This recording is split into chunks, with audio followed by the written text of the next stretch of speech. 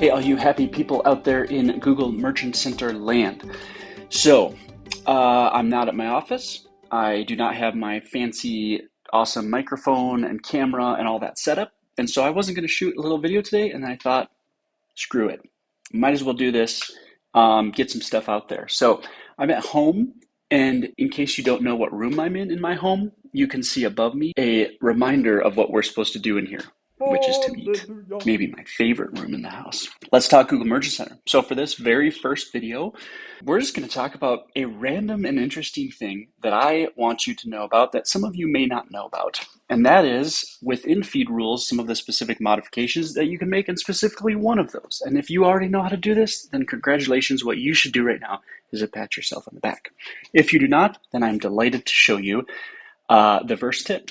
Within feeds, you have feed rules. One of the next videos that I'm going to do is to actually talk through like feeds. So for those of you who are newer to this, these are the different ways that you can upload your products from your store, wherever that may be, and then into Google Merchant Center, and you have to do that through a product feed. And there are different ways: content API and supplemental feed and regular feeds with FTP and all of that stuff.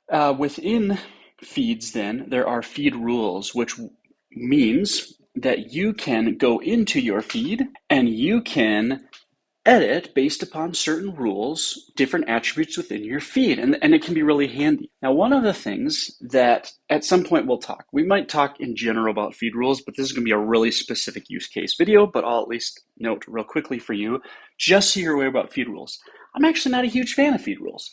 I think feed rules are one of those things where, like, if you're going to take the time to do a feed rule, then you should take the time to just do that into your actual feed itself. Some exceptions might be feed rules are really great for really quick things, okay? So we've at times had a situation where maybe a CEO notices something in like your product title or something. They're really upset. They're like, why do you have the word antique in there when even though we sell antique products, we don't want to use the word antique? And if you think that sort of a comment is totally would never happen in real life, and clearly you haven't worked in PPC long enough. But they say that, so they're like, remove antique right away. And you know that with this particular client, you got to go through all of this complex XML stuff and talk to their team, their dev team, and their dev team might take 2.5 months to get back to you. And so what you do to just get it done, you go into the title, you go into the feed, you go into your feed rules, and you make a feed rule for the title, right? And you just say, anytime there's the instance, and that's what we're going to do right now.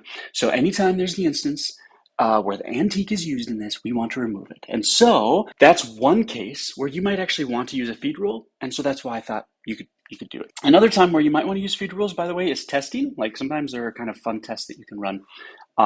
So be aware of that. But if you are going to use feed rules, otherwise you should just hard code something into your feed typically. We're going to go into the feed itself. So you saw I clicked it into the feed. We went into the feed rules, and we're going to go ahead and find title. Okay, so once we are in here, you can select, I want this to apply to all products, or you could say, I want this to apply to products maybe within a certain product type. You could do that. You could say only apply to a certain product type, whatever it might be.